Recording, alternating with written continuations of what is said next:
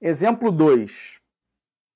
Suponha que uma lâmpada é inserida em um bocal e é testada.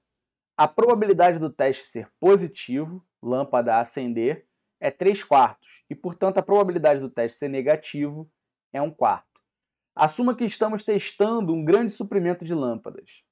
Os testes continuam até que o primeiro positivo seja obtido, ou seja, a primeira lâmpada teste dê positivo, né? Ou seja, a lâmpada vai acender, seja obtido. Define a variável aleatória x como o número de testes até que o experimento termine. Então, o número de testes que eu tenho que fazer até que eu obtenha o primeiro positivo, né?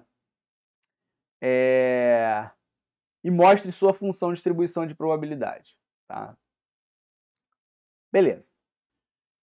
Senhores, no exemplo anterior, eu tinha uma variável aleatória discreta, tá? Onde o contradomínio dessa variável aleatória discreta era um conjunto finito. Tá? Agora, eu também tenho uma variável aleatória discreta. Tá? Por que eu sei que é discreta? Porque os elementos, os valores de x, né, vão ser ali 1, 2, 3, né? Então eu posso definir o Rx como sendo igual a 1, 2, 3, né? Melhor, antes de fazer isso, né, deixa eu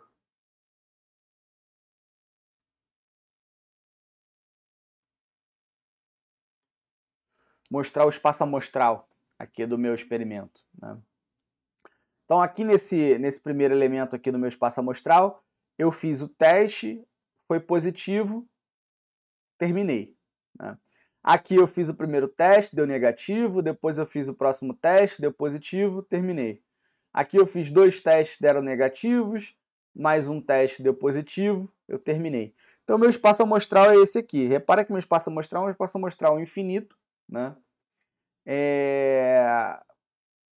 Mas eu consigo representar o meu espaço amostral, né? Eu consigo representar os elementos do meu espaço amostral.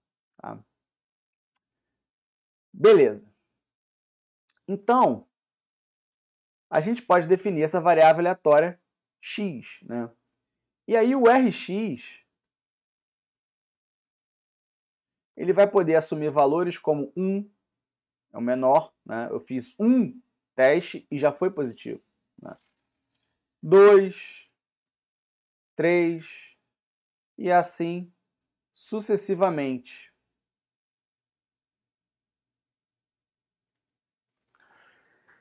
Então repara, pessoal, que essa variável aleatória x, ela é uma variável aleatória discreta. Por que ela é discreta? Porque a gente tem um conjunto no contradomínio dela, né? A gente consegue enumerar os elementos, né, do contradomínio da variável aleatória x. Porém, não é finito esse conjunto. Ele é infinito. Ele é infinito enumerável, tá? Muito bem. E qual é o problema disso? O problema disso é que se eu quero descrever a distribuição de probabilidades da variável aleatória, no caso anterior, quando eu tinha uma variável aleatória discreta com um contradomínio finito, a gente conseguiu calcular a probabilidade para todos os possíveis elementos do contradomínio da variável aleatória x. Nesse exemplo agora, a gente não consegue fazer isso, porque eu tenho um número infinito de elementos ali, tá? Então não é possível a gente ficar ali calculando probabilidade para todos os possíveis elementos, simplesmente porque, enfim, é um número infinito, tá? Então vamos ver como é que a gente vai proceder aqui. Então, meu Rx, como eu falei para vocês, 1, 2, 3, até n, depois continua, porque é um conjunto infinito, né? Agora, vamos pensar aqui comigo, olha, a probabilidade de x igual a 1. Qual é essa probabilidade de x ser x igual a 1? É igual à probabilidade de dar positivo logo no primeiro teste, né? Que é igual à probabilidade de dar positivo, que ele fala que é 3/4 no enunciado. Então isso aqui é 3/4. Tá? Qual é a probabilidade de dar 2, né, de x ser igual a 2? É a probabilidade de dar negativo depois dar positivo. Ou seja, o primeiro teste deu negativo e o segundo teste deu positivo. A gente tem o princípio da multiplicação nesse caso, né? Então eu vou ter primeiro dando negativo, 1/4, multiplicado por 3/4, que é a probabilidade do segundo teste dar positivo. Tá? Se eu calcular P de x igual a 2, aliás, x igual a 3, né? Isso aqui vai ser a probabilidade de eu ter 2 testes negativos e um teste positivo. Isso aqui vai ser 1/4 vezes 1/4 vezes 3/4. Também posso escrever como 1/4 ao quadrado vezes 3/4. Tá? E eu poderia continuar, mas repara que eu posso generalizar essa brincadeira. Né? Probabilidade de x ser igual a n vai ser o quê? Bom, se eu executei n experimentos, isso significa que meu teste deu negativo n menos uma vezes e positivo uma vez. Então, a probabilidade disso aqui, né, vai ser o quê? 1/4 elevado a n menos 1 multiplicado por 3/4. Tá? Então, repara aqui uma coisa, pessoal. E isso aqui é a mesma coisa que P de xn, né? Então, repara uma coisa aqui, pessoal. Nesse caso, como eu falei, eu não consigo calcular a probabilidade para todos os valores de Rx. Porém, eu consegui encontrar a estrutura da função de probabilidade da variável aleatória x. Para qualquer valor possível, para qualquer valor xn, né, eu consigo eu consigo ali calcular a probabilidade desse valor xn. Então, por exemplo, qual é a probabilidade de eu ter que fazer 10 testes? Né? Isso vai ser a probabilidade de x igual a 10, né? Que vai ser igual a 1/4 elevado a nona vezes 3/4. Tá? Então, apesar de eu não conseguir especificar, calcular a probabilidade para todos os elementos de Rx, eu consegui definir uma função, tá? Que vai me permitir me calcular a probabilidade para qualquer que seja o valor de x que eu possa imaginar. Tá bom?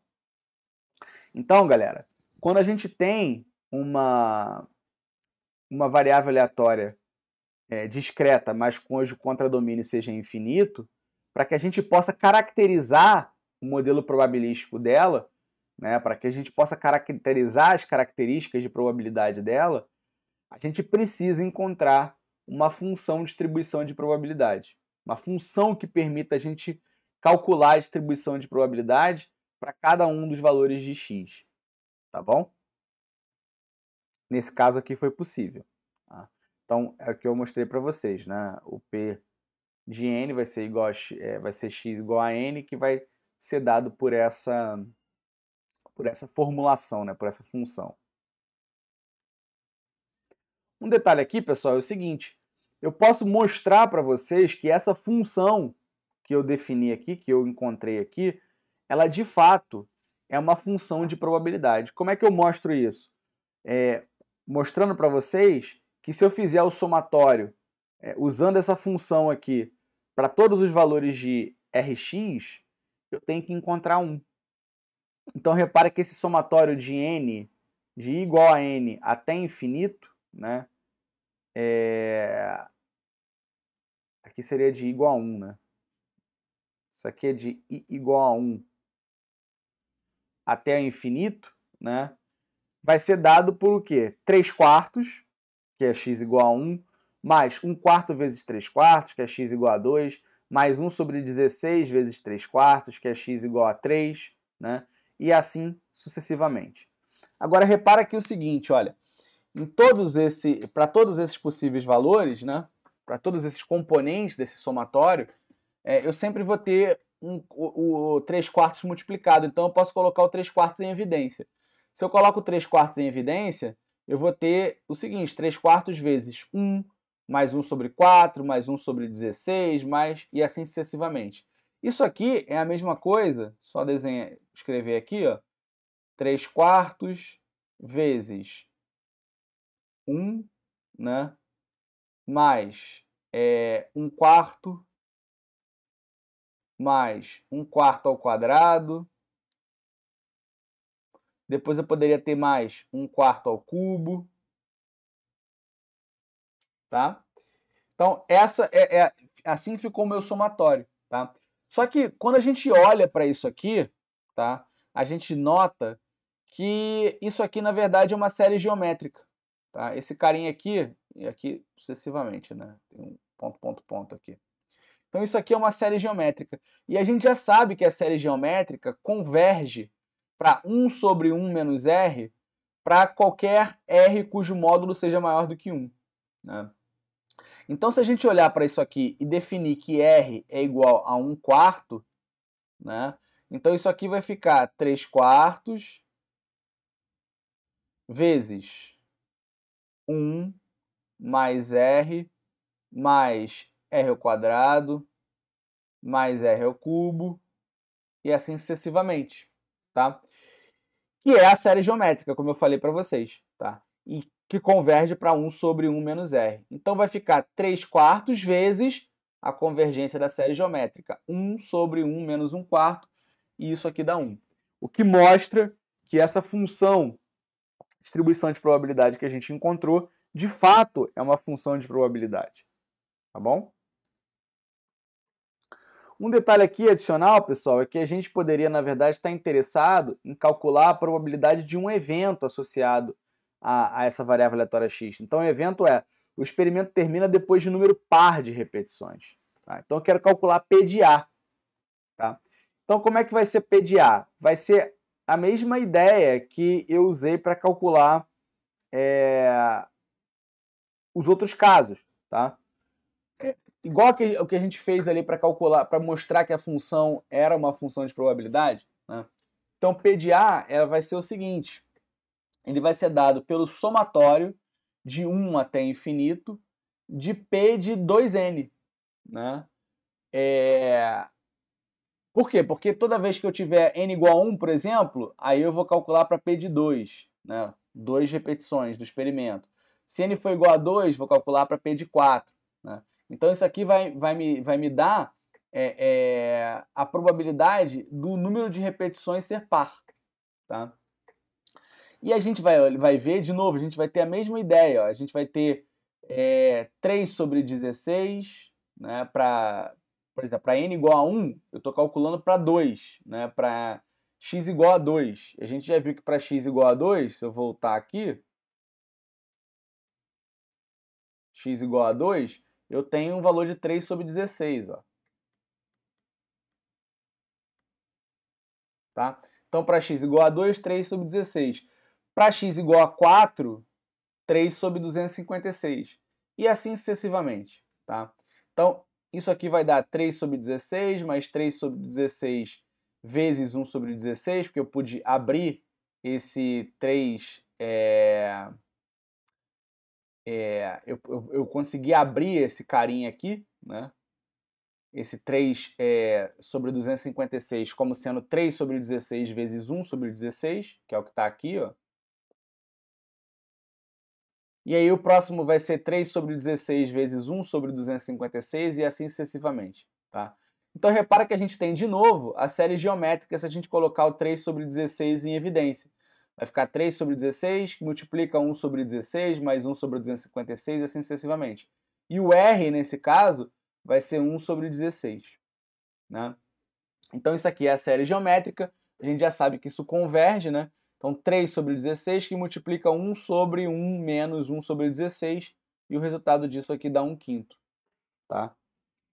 Então, se você quer calcular a probabilidade para um determinado evento, né, você tem que fazer a soma das probabilidades de todos os elementos desse evento que a gente já tinha visto no outro slide. Né? A probabilidade de um determinado evento é igual à soma das probabilidades dos seus elementos individuais. Né?